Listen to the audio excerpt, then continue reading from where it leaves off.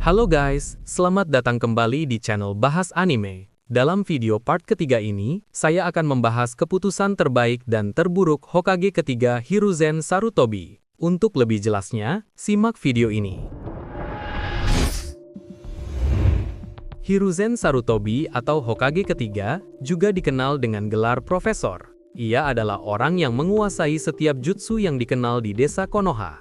Meskipun pernah dipuji sebagai salah satu Hokage terhebat dalam sejarah, seiring waktu, ia dikenang oleh banyak orang sebagai salah satu pemimpin Konoha yang paling mengecewakan.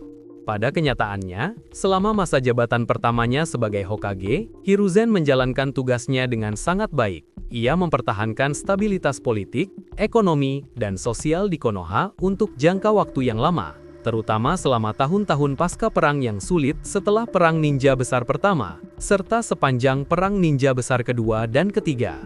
Pada saat negara-negara lain terus-menerus dilanda kekacauan, menjaga Konoha tetap kuat adalah sebuah pencapaian yang tak terbantahkan. Hiruzen juga sangat dihormati karena pengetahuan dan kebijaksanaannya yang luas. Setelah menguasai kelima elemen cakra dasar, ia mendapatkan julukan Sang Profesor karena pemahamannya tentang hampir setiap ninjutsu yang dikenal di desa. Dialah yang secara pribadi melatih Sannin legendaris, 3 murid yang kemudian menjadi simbol kebesaran Konoha.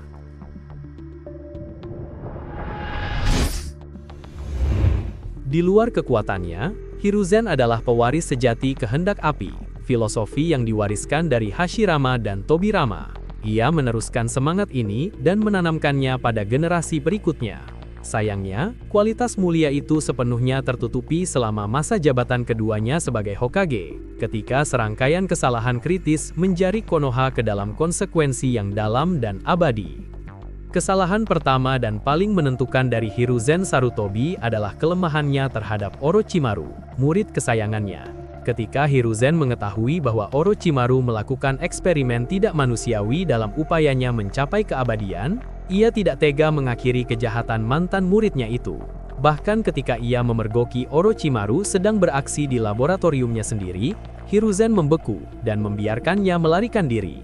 Dalam situasi seperti itu, seorang Hokage harus mengesampingkan emosinya dan melakukan apa yang diperlukan untuk mencegah bencana yang lebih besar. Momen keraguan itu menyebabkan serangkaian tragedi selama tahun-tahun awal Naruto.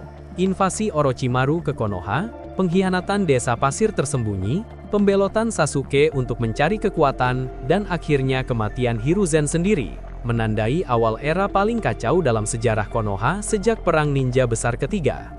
Kesalahan besar kedua adalah mempercayai orang yang salah. Selama masa jabatannya, Hiruzen menunjuk 3 penasihat, yakni Danzo Shimura, Koharu Utatane, dan Homura Mitokado. Individu-individu inilah yang pada akhirnya tidak layak untuk memimpin sebuah negara. Secara khusus, tindakan Danzo menyebabkan bencana yang tak terhitung jumlahnya dari balik layar. Hiruzen memberi Danzo terlalu banyak kebebasan tanpa meminta pertanggungjawaban atas apapun. Karena itu, Danzo memanipulasi peristiwa-peristiwa besar sesuka hati, mendukung eksperimen terlarang Orochimaru, mendanai proyek-proyek yang tidak etis, dan bahkan bermain peran penuh dalam kebangkitan Akatsuki dengan memberikan informasi palsu kepada Hanzo si Salamander.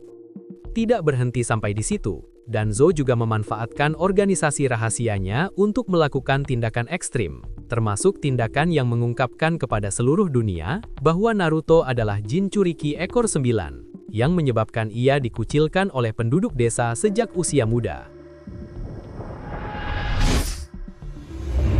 Kegagalan berikutnya dan mungkin yang paling tidak termaafkan di bawah kepemimpinan Hiruzen adalah pembantaian klan Uchiha. Setelah serangan ekor 9, klan Uchiha dicurigai berada di balik rencana tersebut yang menyebabkan isolasi dan diskriminasi oleh pemerintah desa. Di bawah pengaruh dewan, Hiruzen menyetujui pemindahan seluruh klan Uchiha ke pinggiran Konoha, yang secara efektif menjauhkan mereka dari pusat kekuasaan politik. Keterasingan ini memicu kebencian di dalam klan Uchiha dan menanam benih pemberontakan. Ketika Shisui dan Itachi mencari perdamaian melalui diplomasi, Danzo ikut campur dengan mencuri Mangekyo Sharingan milik Shisui dan menghancurkan semua harapan untuk rekonsiliasi.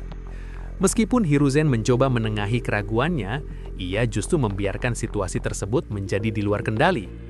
Pada akhirnya, seluruh klan Uchiha dimusnahkan oleh Itachi, sebuah tragedi yang dikenang sebagai salah satu babak tergelap dalam sejarah Konoha, meninggalkan dan menghancurkan kehidupan seorang jenius dan mendorong Sasuke ke jalan balas dendam. Yang lebih buruk lagi, bahkan setelah mengetahui kebenaran, satu-satunya tanggapan Hiruzen adalah memerintahkan Danzo untuk membatalkan niatnya tanpa hukuman yang nyata. Namun Danzo mengabaikan perintah tersebut dan terus beroperasi secara rahasia, membuktikan bahwa kekuasaan sebenarnya di Konoha tidak lagi berada di tangan Hokage, tetapi di tangan orang yang telah ia izinkan untuk bertindak tanpa terkendali. Hiruzen juga menghadapi kritik keras atas kelalaiannya terhadap Naruto Uzumaki. Meskipun mengetahui identitas asli anak laki-laki itu, ia membiarkan Naruto tumbuh terisolasi, miskin, dan dibenci oleh penduduk desa.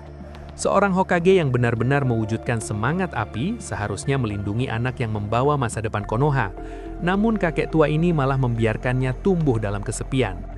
Kesalahan terakhirnya adalah mengizinkan eksperimen yang melibatkan sel Hashirama Senju. Dalam upayanya meningkatkan kekuatan militer Konoha, Hiruzen menyetujui penelitian berbahaya yang melibatkan eksperimen DNA Hokage pertama yang merenggut nyawa banyak shinobi. Kesimpulannya, Hiruzen Sarutobi adalah sosok yang baik hati tetapi terlalu percaya diri dan terlalu lemah ketika dihadapkan pada keputusan yang kejam.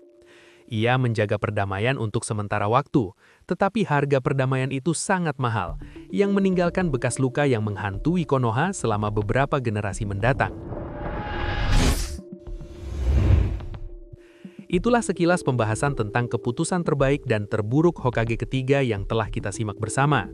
Selanjutnya di video part keempat, kita akan membahas tentang Minato Namikaze. Jika kalian ingin berpendapat berbeda atau sekedar tambahan, silahkan ketik di kolom komentar. Terima kasih sudah menonton dan sampai jumpa lagi di video selanjutnya.